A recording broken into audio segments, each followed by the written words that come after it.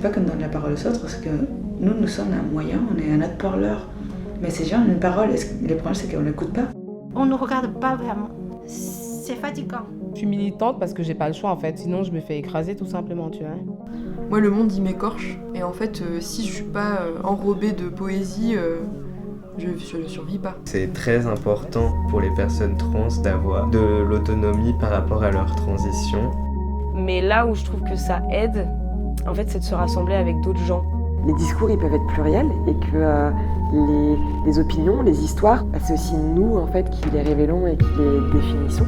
Et c'est des choses qui sont en train de changer maintenant. Moi, je suis contente d'être née à cette période-là parce que je vois les choses, quoi. Et c'est hyper intéressant.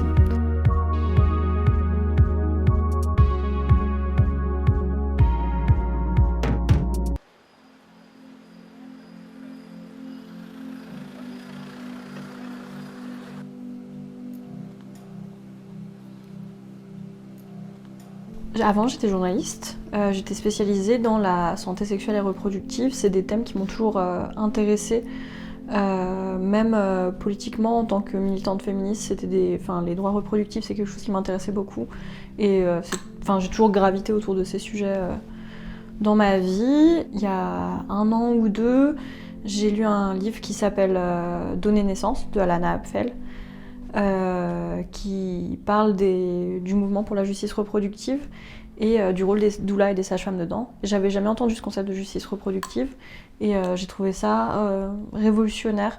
Alors dans ma pratique, je fais des accompagnements depuis les parcours de fertilité jusqu'au postpartum. Je suis spécialisée dans l'accompagnement des personnes LGBT et des parents solo.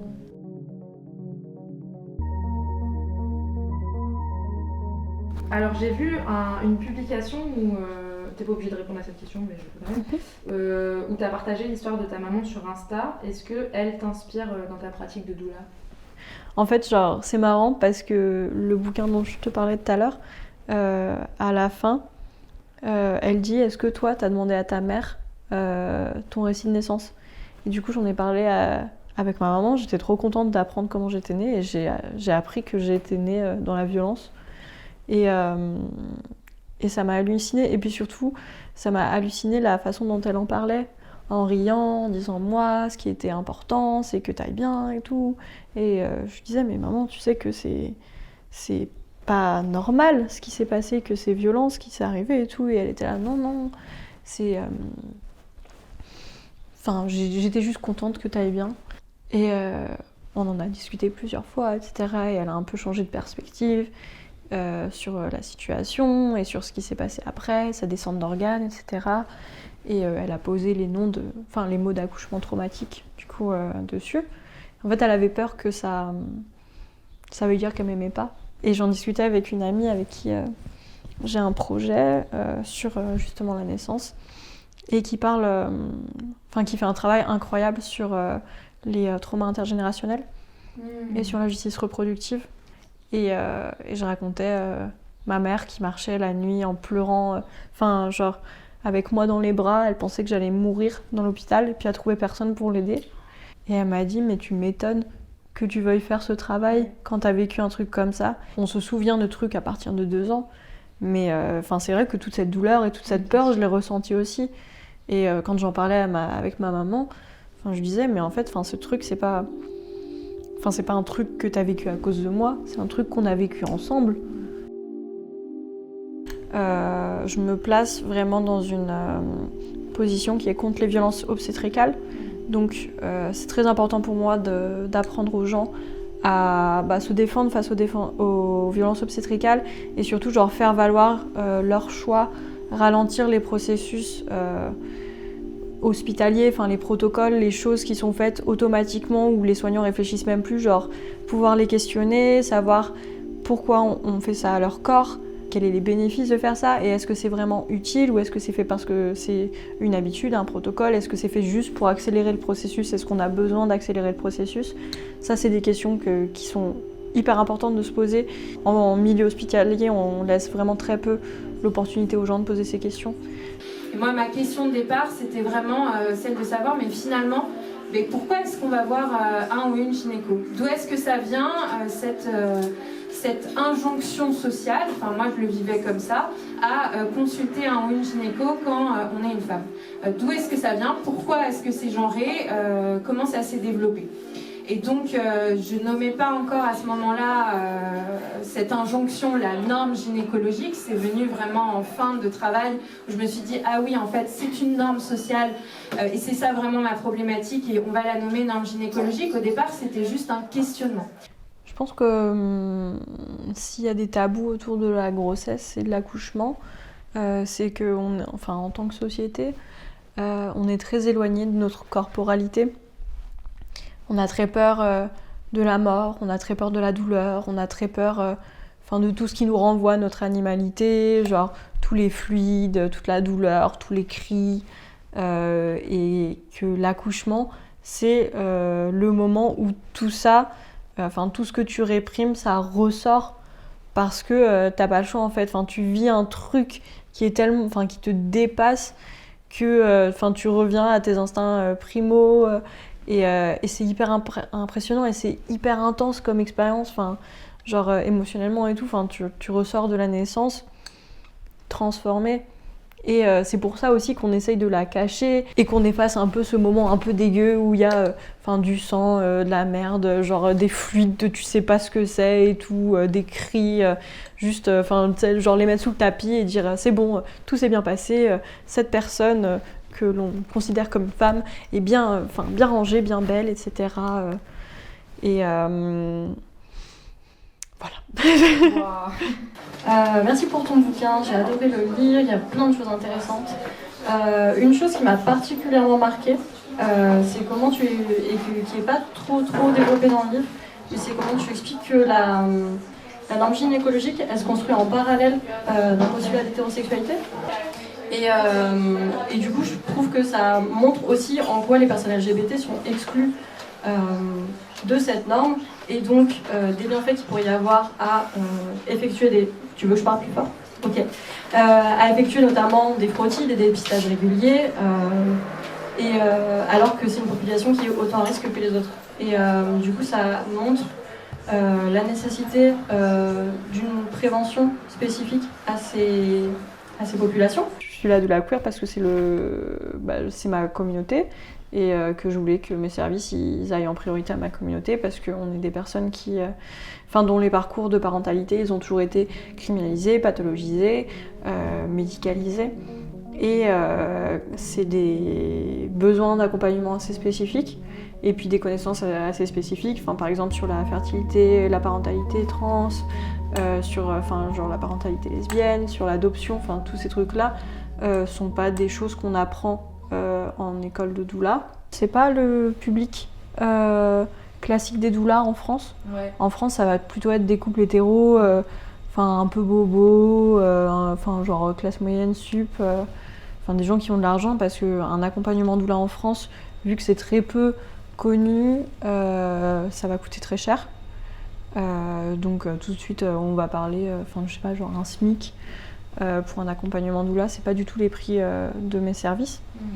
Et en plus moi je pratique l'échelle de prix pour rendre ça un maximum accessible. C'est très varié le genre d'accompagnement que je peux offrir. Dans les parcours de fertilité, généralement c'est pour les gens qui font une PMA ou des inséminations, des FIV, des inséminations en autogestion.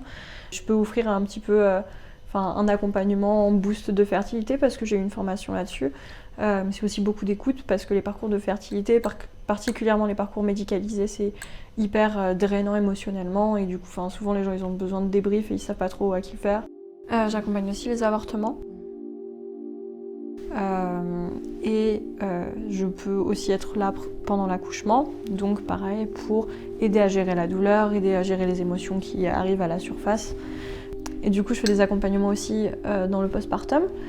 Et là ça va être vraiment plus dans le care vraiment, où je vais par exemple prendre le bébé pendant que les parents vont se reposer, prendre une douche, faire leur vie, etc. Leur faire à manger, faire un petit peu de ménage, vraiment juste prendre soin de la maison et de la famille, et de la personne qui vient d'accoucher pendant que Yael se repose Je pense qu'il y a vraiment un truc de solitude et d'incompréhension quand t'es en postpartum, parce qu'on s'attend à ce que tout aille bien, parce que c'est ce qu'on attend des personnes qu'on considère comme femmes dans nos sociétés, tu vois, que genre juste ces personnes genre elles pondent leur bébé puis après elles reviennent allez 3 mois plus tard au travail tranquille, toute fraîche et tout et en fait c'est encore une fois comme je te disais tout à l'heure, c'est vraiment qu'on sait pas, on a peur et on comprend pas ce qui se passe pendant une naissance et à quel point ça transforme ton corps, à quel point c'est quelque chose d'énorme en fait, juste genre psychologiquement, physiquement, c'est hyper drainant. Et il y a vraiment genre un fossé entre ce qu'on s'imagine du postpartum en tant que société et ce que les gens vivent réellement. On peut le voir rien que avec cette foutue boîte spéciale personne postpartum qui a été proposée par le gouvernement où il y a 3 couches, un CD pour le développement intellectuel du bébé et une crème hydratante. C'est ridicule. C'est ridicule. Et en plus, la justification pour la crème hydratante, c'était pour pas que les femmes, elles oublient de prendre soin d'elles et tout. Mais c'est vrai. Mais à côté de la plaque. Mais, je pense que c'est comme ça partout. Alors que juste en postpartum, les gens, ils ont besoin d'être entourés et d'être choyés.